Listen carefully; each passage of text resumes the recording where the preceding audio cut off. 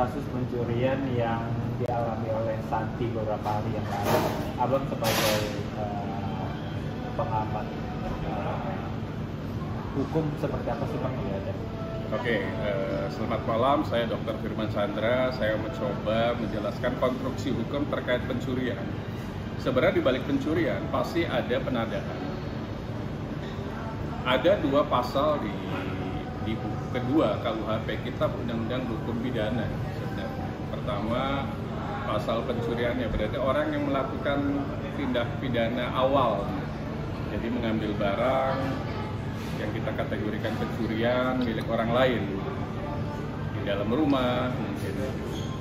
Nah, tinggal dari pihak penyidik, karena balik lagi pencurian itu adalah kelas delik itu delik aduan, harus diadukan dulu, baru nanti penyidik akan melakukan sebuah investigasi atau penyelidikan apakah pencuriannya di siang hari atau di malam hari, karena berat kalau di malam hari. Kalau di siang hari mungkin ancaman hukumannya sekitar 5 tahun maksimum ancaman hukuman di pasal 362 KUHP. Tapi kalau di malam hari, kemudian kondisi bencana misalnya, atau mungkin lagi kondisi tidur, dari jam 6 sore sampai jam 6 pagi itu dikategorikan di malam hari. Di dalam rumah, itu ancaman hukumannya berat. Ancaman hukumannya adalah 9 tahun. Kemudian ada pasal berikutnya, pada saat barang tersebut sudah diambil oleh kategorinya pencuri.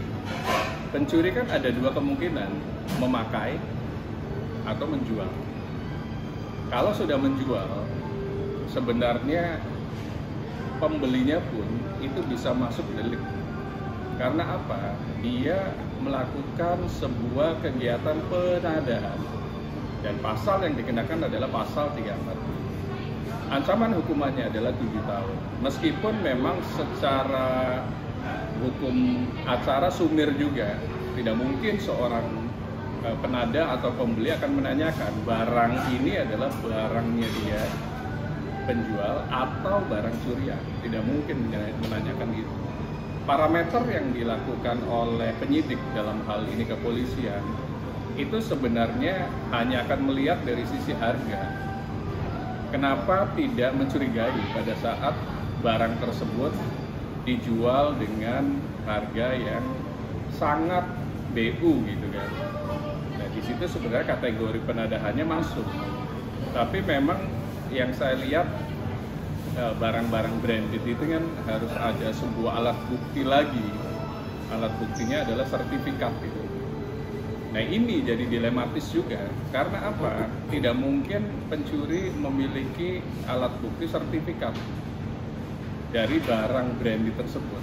Makanya dilematis juga si penada tersebut. Karena penada dia hanya melihat, oh ini mungkin barang yang dikategorikan tidak branded gitu.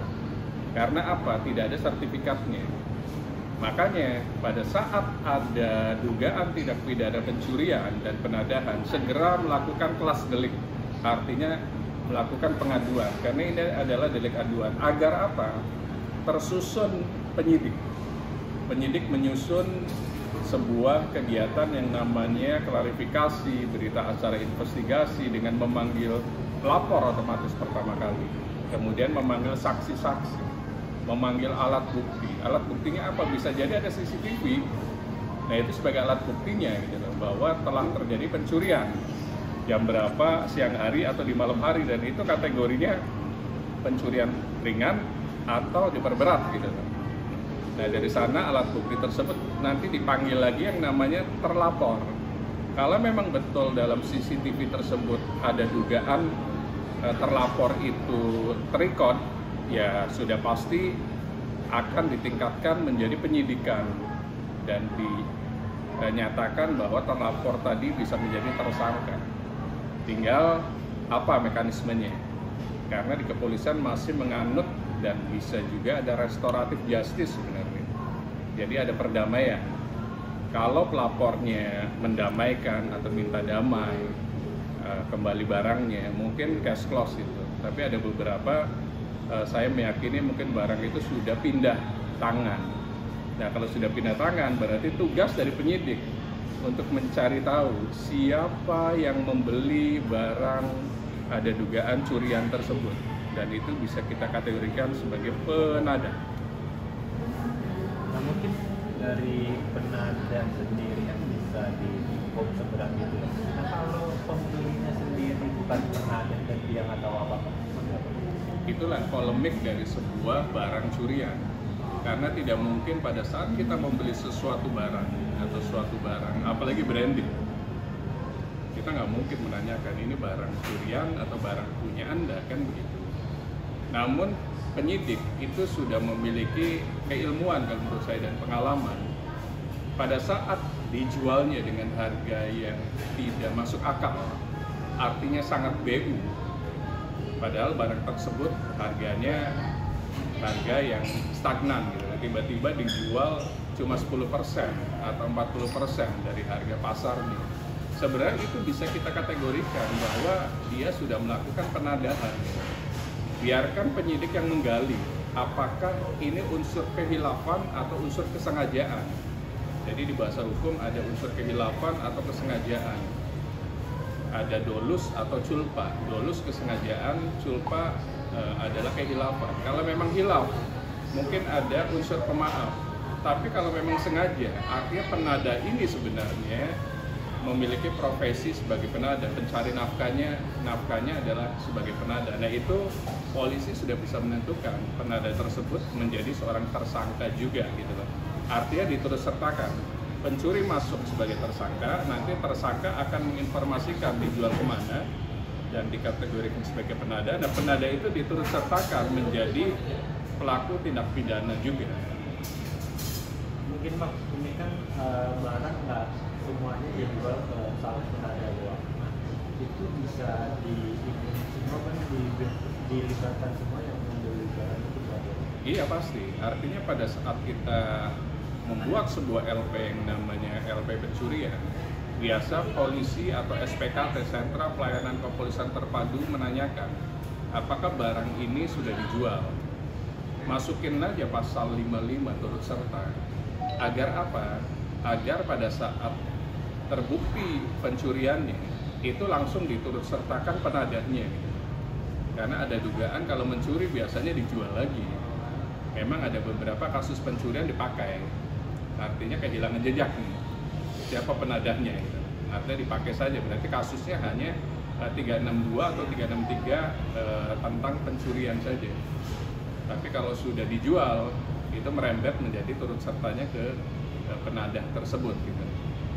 Bang, mungkin banyaknya penadah di Indonesia yang membuat pencurian marak ya Bang. Jadi dari hukum Indonesia sendiri mengatasi itu sebenarnya.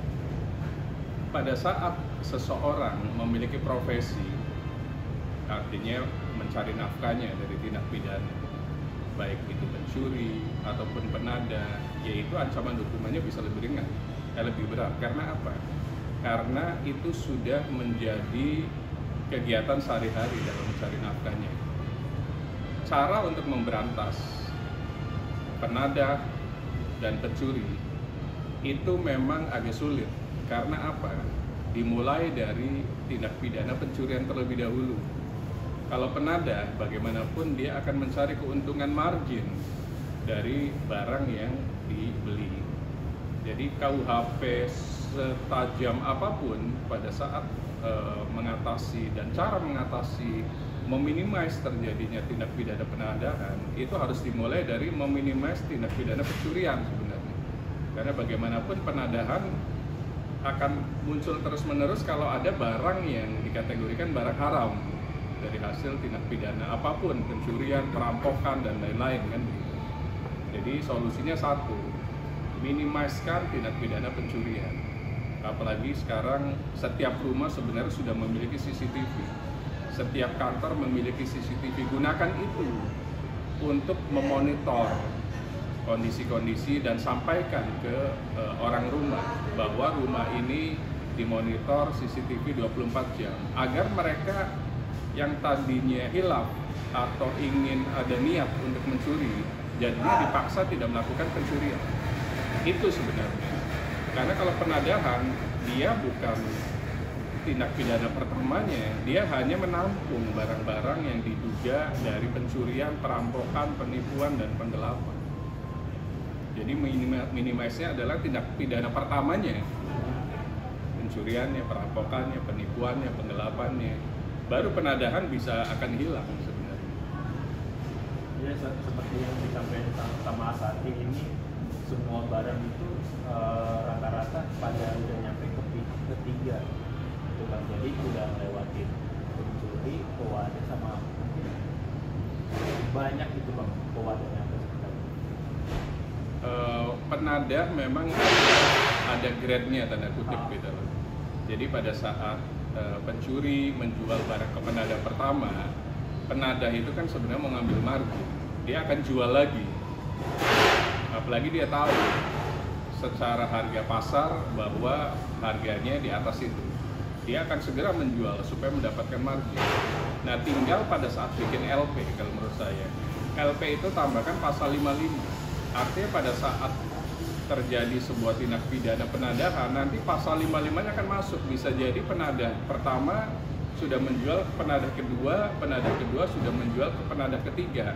Jadi polisi ini bisa menturut sertakan sampai ke penadah terakhir. Bisa perorangan, bisa sebuah organisasi, kan begitu. Tinggal kejelian dari penyidik sebenarnya. Apakah barang itu sudah sampai ke penadah berapa gitu. Karena bagaimanapun namanya penyelidikan butuh waktu, tidak mungkin dalam 24 jam sempurna. Pasti akan ada waktu untuk menyidik sampai ke grassroots-nya gitu, ke penadah yang terakhir nih. Tujuannya satu, jadi tahu penadah itu sudah menjual ke sampai manapun gitu. Itu sebenarnya. Terakhir bang, yang mau disampaikan melihat kasus pencurian yang dialami oleh Pertama, yang pasti kita memiliki sebuah teknologi digital. CCTV itu bisa diakses dari manapun, 24 hours, baik lewat HP ataupun DVR. Gunakan itu, jadikan pembelajaran supaya teknologi diandalkan di depan. Dan yang kedua, upayakan bagaimanapun ada dugaan pencuri juga mungkin bisa sengaja, bisa hilang. Jangan berikan kesempatan. Hal-hal yang sifatnya barang mahal, branded, tidak perlu untuk di show off, apalagi di dalam rumah. Orang yang melihat, mendengar, ada dugaan mereka ingin memiliki juga. Jadi kuncinya adalah jangan show off apapun yang kita miliki, apalagi di dalam rumah. Di dalam rumah juga sangat mungkin terjadi tindak pidana, baik pencurian, perampokan, penipuan ataupun penggelapan. Minimize itu.